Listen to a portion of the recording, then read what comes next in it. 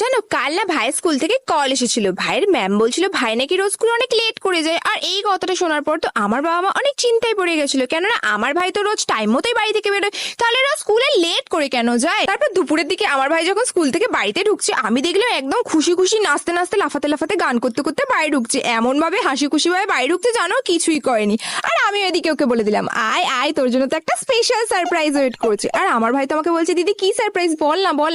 আমি তো বলছি দাঁড়া, এক্ষুনি তো তুই নিজেই জানতে পেরে যাবি। আর ওইদিকে আমার বাবাও তো সকাল থেকে ভাইয়ের জন্য ওয়েট করছে যে ভাই কখন স্কুল থেকে বাড়িতে ঢুকবে। আর ভাই তো বাড়িতে ঢোকাই মর্তর, বাবা ওকে নিজের কাছে ডেকে নিল। আর ভাইও বাবার কাছে গিয়ে বললো হ্যাঁ বাবা বলো। বাবা তখন বললো তুই কি জানিস আজকে তো স্কুল থেকে কল এসেছিল, তোর ম্যাম বলছিল তুই নাকি রোজ স্কুলে অনেক লেট করে যাস, কিন্তু তুই তো রোজ বাড়ি থেকে ঠিক টাইম মতো বেরোস, তাহলে রোজ স্কুলে লেট করে কেন যাস, সত্যি করে বল তুই কোথায় যাস। তখন আমার ভাই বললো আরে বাবা এইসব তুই রাস্তায় লাগানো বোর্ডটার জন্য হয়। তখন আমার বাবা বললো কি ধরনের বোর্ড, কেমন ধরনের বোর্ড। তো তারপরে